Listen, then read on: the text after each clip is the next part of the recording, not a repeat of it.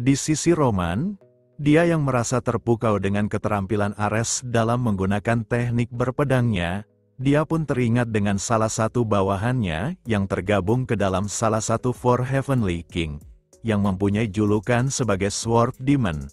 Dia yang selalu mengikuti jejak sang Heavenly Demon baik Jong Hyuk.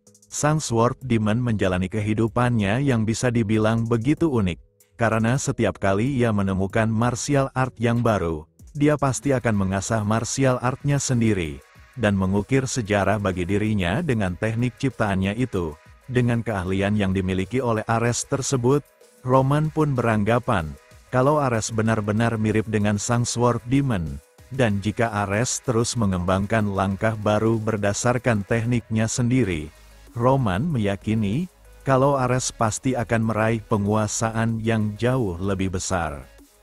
Roman yang mendapat ajakan untuk berduel dengan Ares pun lalu berkata kepada Ares, kalau sebenarnya, dia tidak peduli dengan mereka yang tidak tahu posisi mereka yang berani mengajak sang penguasa untuk berduel di luar aturan perekrutan prajurit pribadi tersebut.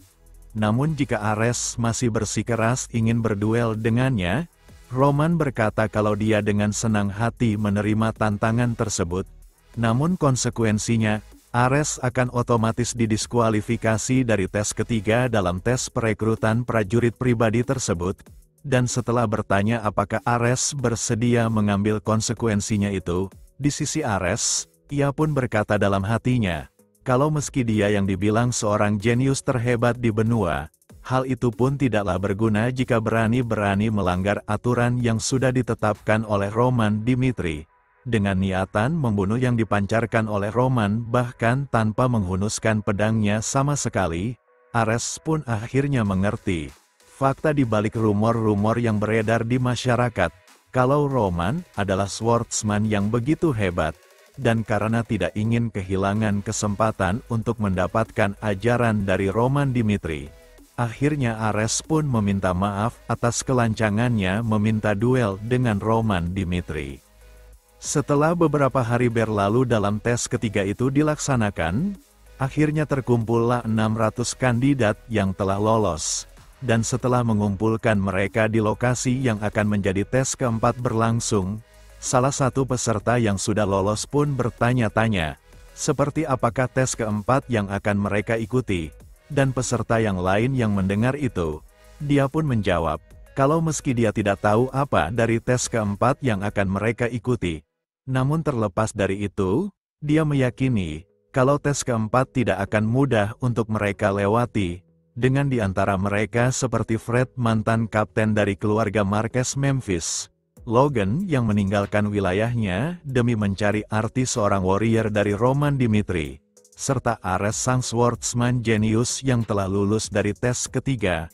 Tak berselang lama, Roman pun naik ke podium dan memberikan selamat kepada mereka atas lulusnya dari tes ketiga, dengan masing-masing dari mereka yang sudah membuktikan kemampuan terhebatnya.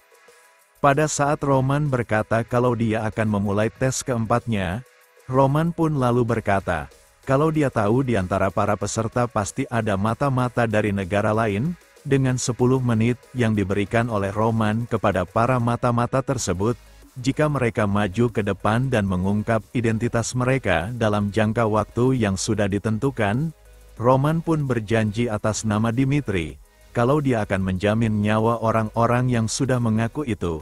Namun, jika tetap diam sampai akhir waktu yang ditentukan sudah habis, sambil menghunuskan pedangnya ke arah mereka, Roman berkata kalau dia akan membunuh mereka yang terbukti menjadi mata-mata.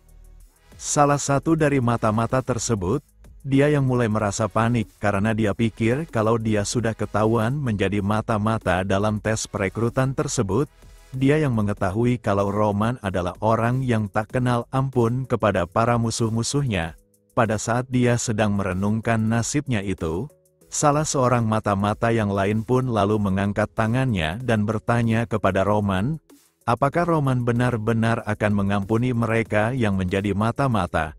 Dan setelah mengakui kalau dia adalah mata-mata yang memasuki ujian yang dikirim oleh Kekaisaran Valhalla, setelah meminta tolong untuk mengampuni nyawanya itu kepada Roman Dimitri, Saat Roman menyebut namanya yang diketahui kalau dia bernama Dusan dan berkata kalau keputusan yang ia ambil benar-benar sudah tepat, Dusan pun terkejut, karena Roman sudah tahu tentang dirinya, dan dengan apa yang sudah dijanjikan oleh Roman, Roman pun berkata, kalau dia akan memegang ucapannya, kalau dia akan mengampuni orang-orang yang mengaku sebagai mata-mata yang mengikuti tes perekrutan prajurit tersebut. Setelah melihat Roman mengampuni mata-mata tersebut, para mata-mata yang lain pun akhirnya ikut mengaku. Bahkan yang dikirim dari wilayah Kekaisaran Kronos. Dia pun mengaku karena takut akan konsekuensi yang akan ia terima dari Roman Dimitri. Dan dengan banyaknya mata-mata yang sudah mengakui identitasnya, hal tersebut membuat Chris yang melihat itu pun terkejut. Dan seiring berjalannya waktu, saat waktunya akan berakhir, Roman sambil berjalan ke hadapan mereka. Dia berkata kalau waktu tersebut adalah kesempatan terakhir bagi mereka yang masih tidak mau mengungkapkan identitasnya. Dengan 1 menit yang tersisa, Roman yang mengetahui kalau masih ada mata-mata yang tersisa. Dia pun lalu berjalan menghampiri dan melihat ke arah seorang mata-mata tersebut. Namun, dia masih bertahan dengan pendiriannya.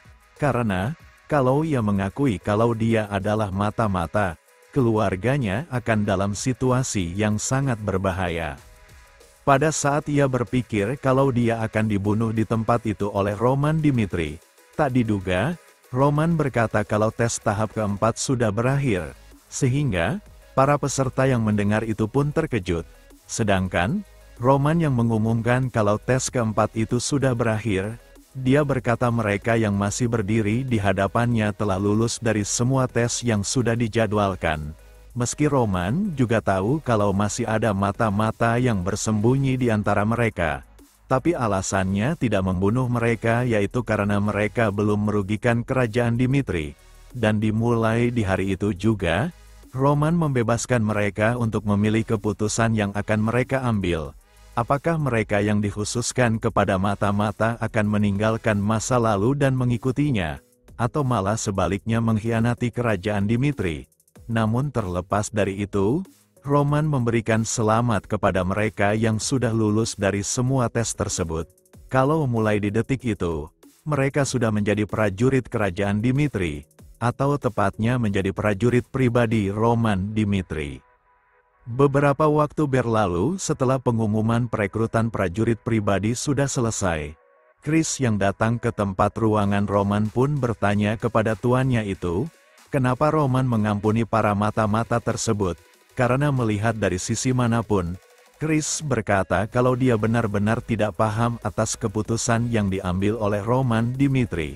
Dan di sisi Roman, dia pun lalu menjelaskan, tidak peduli seberapa luar dan kuat jaringan intelijen yang mereka miliki, tetap masih mustahil untuk mengendalikan sepenuhnya semua petugas yang bersembunyi.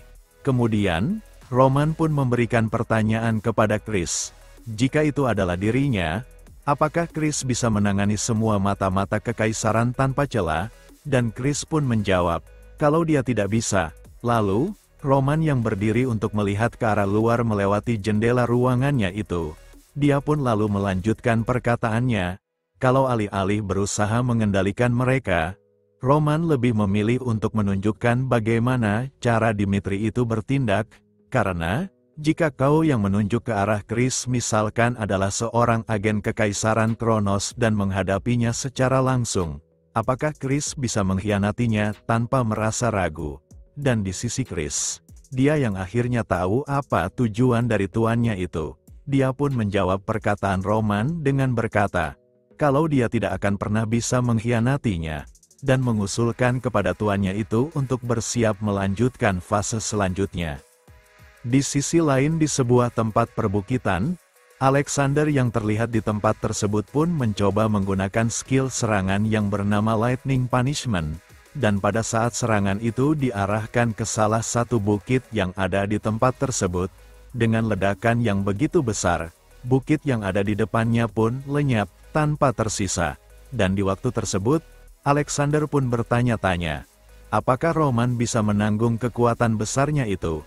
Dan dengan agen yang sudah ia susupkan ke dalam wilayah Dimitri, Alexander meyakini, Kalau agen mata-matanya dalam waktu yang tak lama lagi, mereka pasti bisa mengungkapkan rahasia martial art Roman dan membawa pemahaman tekniknya itu kepadanya. Dengan dia yang menyombongkan diri, kalau ia adalah pencetus kreator aura pertama kali, Alexander dengan percaya dirinya akan mengungkap seberapa rendahnya teknik yang dimiliki oleh Roman itu, serta akan membuktikannya dengan cara menghabisi Roman Dimitri, bahwa keputusannya untuk mengikuti sihir adalah keputusan yang tepat, dan tak berselang lama, sebuah portal pun muncul, dengan pemimpin mistik yang muncul dari portal tersebut sambil membawa sebuah surat undangan. Pemimpin mistik itu pun berkata kepada Alexander, kalau surat tersebut baru saja dikirimkan dari wilayah Dimitri, dan setelah membaca isi dari surat tersebut yang ternyata kalau itu adalah surat undangan untuk menghadiri Swordsmanship Exhibition di wilayah Dimitri, Alexander pun benar-benar terpancing. Karena ia anggap, kalau tindakan Roman benar-benar sangatlah arogan, yang dinilai olehnya seperti Roman secara tidak langsung terang-terangan sedang menantangnya. Terima kasih buat kakak-kakak yang selalu menunggu dan menonton alur cerita Roman Dimitri. Namun sangat disayangkan, season ketiga Roman Dimitri akhirnya sudah selesai. Tapi tidak perlu khawatir, season selanjutnya akan dilanjutkan pada tanggal 7 Oktober mendatang. Dan sekali lagi, terima kasih banyak kepada kalian yang selalu hadir dan mensupport saya.